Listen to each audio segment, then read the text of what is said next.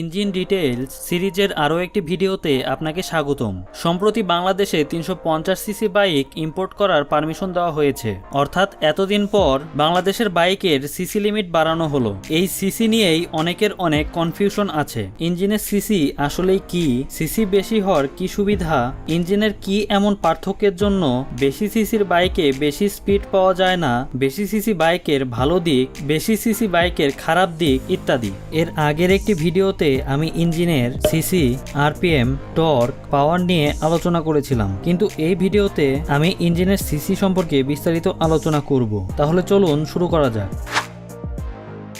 বেশি সিসি বাইকের উপকারিতা অপকারিতা জানার আগে জেনে নেই সিসি আসলে কি।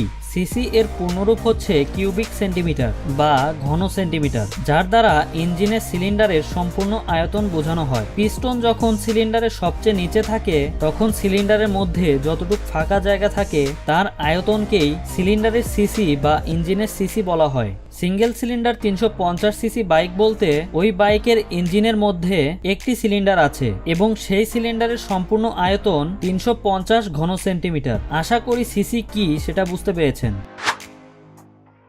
এখন প্রশ্ন হচ্ছে, এই সিলিন্ডারের আয়তন বাড়লে কি এমন সুবিধা পাওয়া যায়? আপনি যদি আমার ভিডিওগুলো দেখে থাকেন তাহলে টেকনিক্যালি এতক্ষণে বুঝে যাওয়ার কথা, বেশি সিসির ইঞ্জিন বেশি পাওয়ার জেনারেট করতে পারে, কারণ ইঞ্জিনের সিলিন্ডারের মধ্যে যত বেশি ফাঁকা জায়গা থাকবে ততই বেশি বাতাস ও পেট্রোলের মিশ্রণ প্রবেশ করবে। আর যখন তৃতীয় স্ট্রোকে বা পাওয়ার স্ট্রোকে বেশি জ্বালানিতে বিস্ফোরণ হবে তখন পিস্টনের উপর বেশি বল প্রয়োগ হবে, ফলে পিস্টন বেশি শক্তি নিয়ে ক্র্যাঙ্কশ্যাফটকে ঘোরাবে, আর ক্র্যাঙ্কশ্যাফট যত জোরে ঘুরবে বাইকের চাকাও ততই জোরে ঘুরবে। কিন্তু এখানে আরো একটি বিষয়ে লক্ষ্য করার আছে, সিসি বেশি হলেই কি বেশি গতি পাওয়া যায়? রয়্যাল এনফিল্ড ক্লাসিক 350 অর্থাৎ 350 সিসি বাইকের সর্বোচ্চ স্পিড 120 কিলোমিটার প্রতি ঘন্টা, যেখানে GSXR 150 150 সিসি বাইকের সর্বোচ্চ স্পিড 160 কিলোমিটার প্রতি ঘন্টা। এখানে GSXR 150 বাইকের স্পিড বেশি হলেও রয়্যাল এনফিল্ড বাইকে যে টর্ক বা শক্তি আছে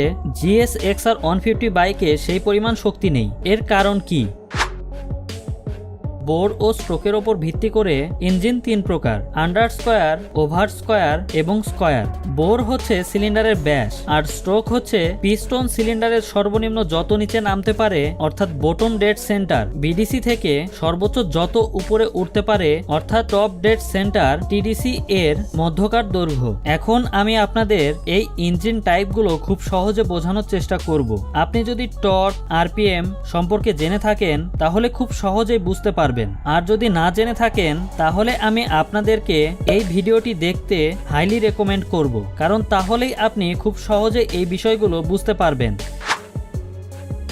আন্ডারস্কয়ার ইঞ্জিনে সিলিন্ডারের বোর অর্থাৎ সিলিন্ডারের ব্যাসের দৈর্ঘ্যের থেকে স্ট্রোকের দৈর্ঘ্য বেশি হয়। স্ট্রোক বেশি হওয়ার ফলে ক্র্যাঙ্কশ্যাফটে বেশি টর্ক পাওয়া যায়, কিন্তু পিস্টনকে যেহেতু বেশি দূরত্ব অতিক্রম করতে হয় তাই আরপিএম কম পাওয়া যায়। আরপিএম কমে যাওয়ার ফলে বাইকের টপ স্পিড কম পাওয়া যায়, তাই আন্ডারস্কয়ার ইঞ্জিনকে লং স্ট্রোক ইঞ্জিনও বলা হয়। যে বাইকগুলোতে বেশি স্পিডের দরকার হয় না কিন্তু বেশি শক্তির প্রয়োজন হয় সেই বাইকে আন্ডারস্কয়ার ইঞ্জিন ব্যবহার করা হয়। রয়্যাল এনফিল্ড ক্লাসিক 350 বাইকের সিলিন্ডারের বোর 72 মিলিমিটার এবং স্ট্রোক 85.8 মিলিমিটার, তাই এই বাইকে সিসি অনেক বেশি হওয়ার পরেও স্পিড কম পাওয়া যায় কিন্তু শক্তি অনেক বেশি পাওয়া যায়।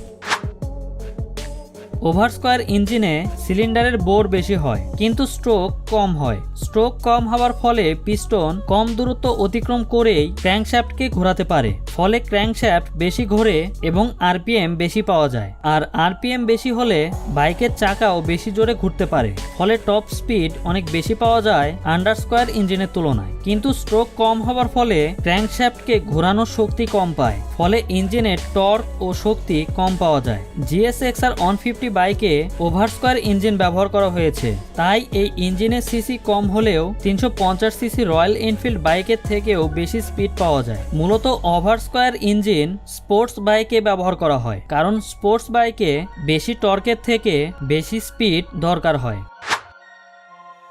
স্কয়ার ইঞ্জিনে সিলিন্ডারের বোর আর স্ট্রোক সমান হয়, ফলে এই ইঞ্জিনে আপনি আন্ডারস্কয়ার ইঞ্জিনের মতো টর্ক আর ওভারস্কয়ার ইঞ্জিনের মতো আরপিএম না পেলেও একটি ব্যালেন্সড বাইক পাবেন, যেখানে ভালো স্পিডের পাশাপাশি ভালো টর্কও পাবেন। আপনারা এখন হয়তো ক্লিয়ারলি বুঝতে পেরেছেন, শুধু সিসি বেশি হলেই টপ স্পিড আশা করতে পারেন না। আপনি যদি বেশি সিসির বাইকের সাথে বেশি স্পিড আশা করেন, তাহলে অবশ্যই আপনাকে হায়ার সিসি ওভারস্কয়ার ইঞ্জিনের বাইক কিনতে হবে। আর আপনি যদি বেশি সিসির সাথে শক্তিশালী বাইক চান, তাহলে আপনাকে হায়ার সিসি আন্ডারস্কয়ার ইঞ্জিনের বাইক কিনতে হবে। আর যদি আপনি বেশি সিসির বাইকে টপ স্পিডের সাথে পাওয়ারের ব্যালেন্সড একটি বাইক চান, তাহলে আপনাকে higher CC square engine bike কিনতে হবে। যদি বেশি সিসির বাইকের ভালো দিকগুলো বলি, তাহলে আপনি হায়ার সিসি বাইকে ভালো ব্রেকিং সিস্টেম ও ভালো কন্ট্রোলিং এর এক্সপিরিয়েন্স পাবেন, সাথে বাইকের বিল্ড কোয়ালিটিও ভালো পাবেন। কারণ এতক্ষণে হয়তো আপনারা বুঝতে পেরেছেন, বাইকের সিসি যত বেশি তাকে কন্ট্রোল করার জন্য অবশ্যই ভালো ব্রেকিং সিস্টেম ও কন্ট্রোলিং লাগবে। আর যদি বেশি সিসি বাইকের খারাপ দিকগুলো বলি, প্রথমত বাইকটির দাম 150 বা 165 সিসির বাইকের তুলনায় কিছুটা বেশি হবে, এবং কথাটা অপ্রিয় হলেও সত্য যে এই বাইকের গতি বেশি হবে, তাই অবশ্যই সাবধানতার সাথে রাইড করতে হবে। পাশাপাশি বাইক মেনটেন্যান্সের খরচও তুলনামূলক বেশি হবে। সিলিন্ডারের আয়তন বেশি হওয়ায় তেল বেশি লাগবে, ফলে মাইলেজ কমে যাবে। বড় ইঞ্জিন হওয়ার ফলে ইঞ্জিন অয়েলের পরিমাণও বেশি লাগবে। আরও একটি বিষয় হচ্ছে বাইক কোম্পানিগুলোর আফটার সেল সার্ভিস। এটি একটি বড় সমস্যা হতে পারে বেশি সিসির বাইকের জন্য। যারা বাইক চালান তারা অবশ্যই জানেন, একটি নতুন বাইক কেনার পর দক্ষ মেকানিক দিয়ে বাইকের সার্ভিসিং করানো কতটা গুরুত্বপূর্ণ। আমাদের দেশের ম্যাক্সিমাম মেকানিক এফআই বাইকের সার্ভিস করতে পারে না শুধুমাত্র দক্ষতার অভাবে। হায়ার সিসি বাইক যেহেতু অনেক টেকনোলজি সম্পন্ন, তাই দক্ষ মেকানিক না হলে সার্ভিসের সমস্যায় পড়তে পারেন।